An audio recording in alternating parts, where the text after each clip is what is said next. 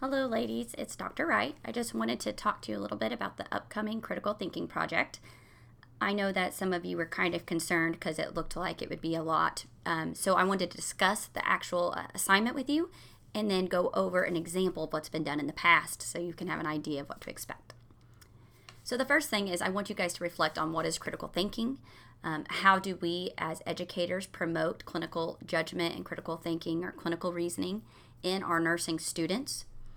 I also want to point out that critical thinking, clinical reasoning, and clinical judgment, all three are different things. However, what we're going to be talking about are strategies and ways to promote all three of those things. So that's why if you hear me use them interchangeably, for the purpose of this assignment, it's okay.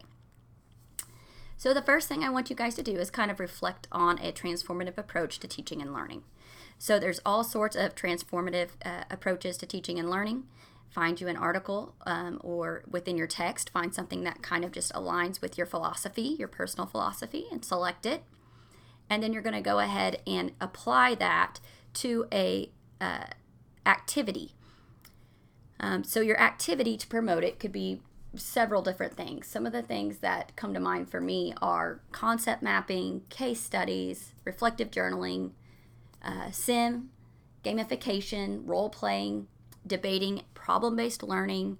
It can go on and on. So any strategy that's actively going to engage the student and promote critical thinking, clinical judgment, or clinical reasoning. So that's the first two things right there. The third one is a lesson plan. So for the lesson plan, it's just bulleted. It's not a whole lot of writing. It's basically saying, what are your objectives, and who is your goal audience, what do you plan on doing or accomplishing. Let's see. There's all sorts of things that go within a lesson plan. There's an example within your text. If you will simply look up lesson plans for nursing education or something along those lines, there's several different options, but that will give you an idea as well. The last thing is an evaluation instrument. So the evaluation instrument is saying, how am I going to evaluate this activity, or that the students, met this activity? So for example, if you selected a case study, what kind of instrument would you create to evaluate that case study? You don't have to create one that is purely from your own knowledge base, or, you don't have to start from the ground up. You can adapt it. So if you find an online resource like we've talked about, like Ruby Star, things along those lines, feel free to use that and just tweak it to fit your needs. But I do want to make sure that the evaluation instrument meets all the best practice guidelines. Remember, you have access to that PowerPoint that we developed in class as well together, talking about rubrics. All right, so here is an example of a critical thinking project that was submitted. You can see that it's relatively short in length. I think it's 4 pages altogether, and that's with your resources. So the first thing, according to the rubric, is identifying that transformative approach to learning, and then why they're using it, and of course citations to support claims. The second one is identifying the student activity. Again, this is supported by the research or by the literature. This student is talking about flipped learning. Okay, so they define flipped learning according to the literature, talk about what it is and maybe why it is useful in the classroom, and the role of the educator. The third and final thing is the lesson plan that incorporates the activity. So again, the students' names here, the class, the lesson plan date, the topic, your audience, learning outcomes. Again, those are very short. You can certainly start with the learner will and go from there.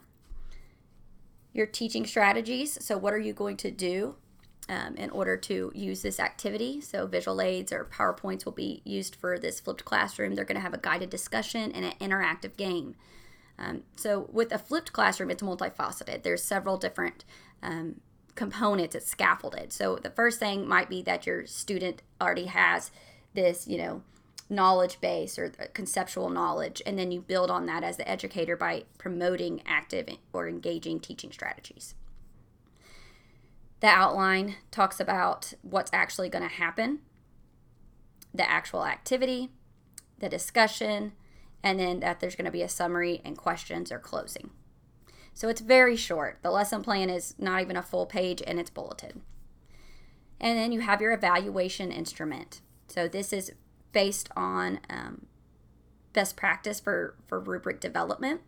And I'm sure this was based on a past or already developed rubric somewhere, probably, I would guess, even within the book or online.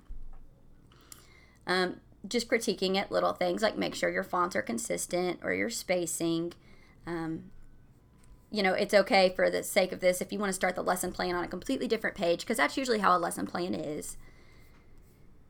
References look great. We don't need a retrieved from here, so we could delete that, right? That's APA. So this is not a perfect paper by any means, but it is a very good example of what I'm expecting from you all. So I hope that's helpful. It should not take a whole lot of time, I think, to get this completed. If you have any questions, please let me know.